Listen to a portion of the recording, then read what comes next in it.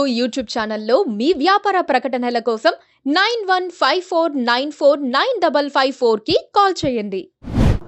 మద్యం పాలసీ కేసులో ఆరోపణలు ఎదుర్కొంటోన్న ఢిల్లీ సీఎం అరవింద్ కేజ్రీవాల్ అరెస్ట్ అయ్యారు. గురువారం సాయంత్రం సమయంలో సీఎం నివాసంలో ఈడీ బృందం ఆయన్ను అదుపులోకి తీసుకున్నట్లు ప్రకటించింది. సీఎం పదవిలో కొనసాగుతూ ఉండగా అరెస్ట్ అయిన తొలి ముఖ్యమంత్రి అరవింద్ కేజ్రీవాల్.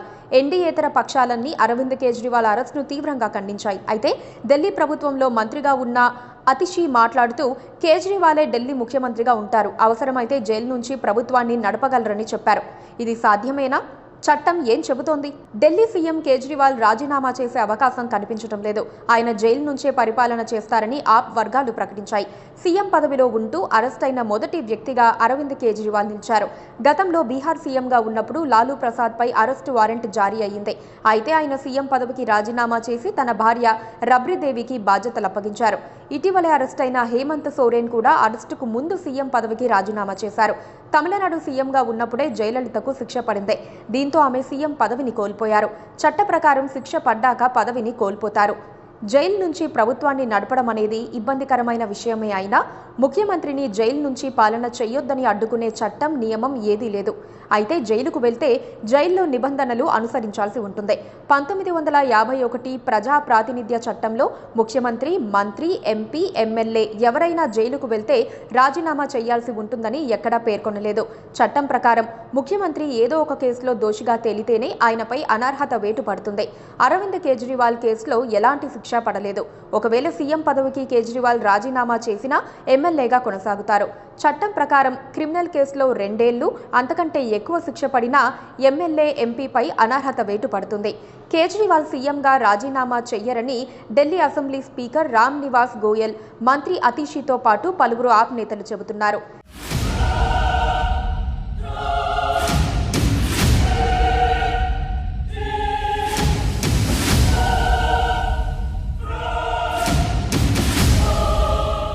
జైలులో ప్రతిదీ క్రమ పద్ధతిలో జరుగుతుంది. జైలు నియమాల ప్రకారం జైలులో ఉన్న ప్రతి ఒక్కరూ తన బంధువులు, స్నేహితులను వారానికి 2 సార్లు కలిసే అవకాశం ఉంటుంది. జైల్లో ఉన్నంత కాలం కోర్టు ఆదేశాలపైనే వ్యక్తి కార్యకలాపాలు కొనసాగుతాయి. తన న్యాయవాది ద్వారా ఏదైనా చట్టపరమైన పత్రంపై సంతకం చేయొచ్చు, కానీ ఏదైనా ప్రభుత్వ పత్రంలో సంతకం చేయడానికి కోర్టు అనుమతి తప్పనిసరి. ప్రస్తుతం ఆప్ నేతలు సుప్రీంకోర్టును ఆశ్రయించారు. సుప్రీంకోర్టు విచారించి కేజ్రీవాల్కు ఉపశమనం లభిస్తే విడుదల కావచ్చు. కోర్టు తీర్పు కేజ్రీవాల్కు వ్యతిరేకంగా వస్తే జైల్లోనే ఉండాల్సి వస్తుంది. సీఎంగా పరిపాలన చేయవచ్చు, అయితే నైతిక పరంగా అయితే అది కరెక్ట్ కాదు. అందుకే గతంలో అరెస్టు కావాల్సిన వారు ముందుగానే రాజీనామా చేశారు. అసలు ముఖ్యమంత్రి పదవిలో ఉన్న నేతను అరెస్ట్ చేయవచ్చా అంటే చట్టపరమైన అడ్డంకులేమీ లేవని, రాజ్యాంగపరమైన రక్షణ ఏదీ లేదని న్యాయ నిపుణులు చెబుతున్నారు.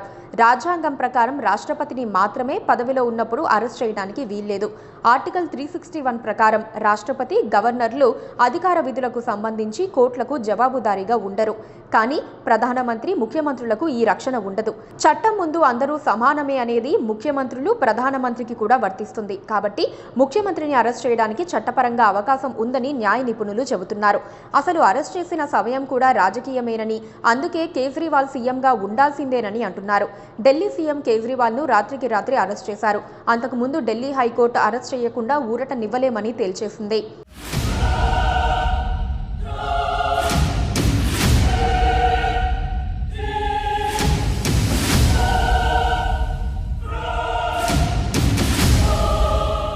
గంటల్లోనే ఇంటిపై దాడి చేసి అరెస్ట్ చేశారు.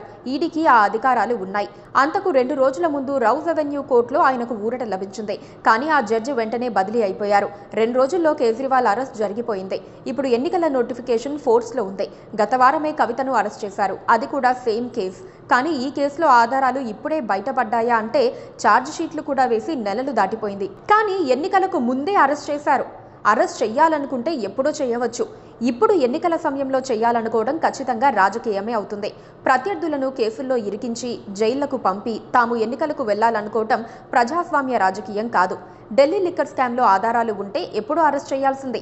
నెలల తరబడి నాంచి అవసరమైనప్పుడే అరెస్ట్ చేయడం రాజకీయమే అవుతుంది. కానీ ఎవరిది నైతికత, ఎవరిది అనైతికత అనేది నిర్ణయించాల్సింది ప్రజలే.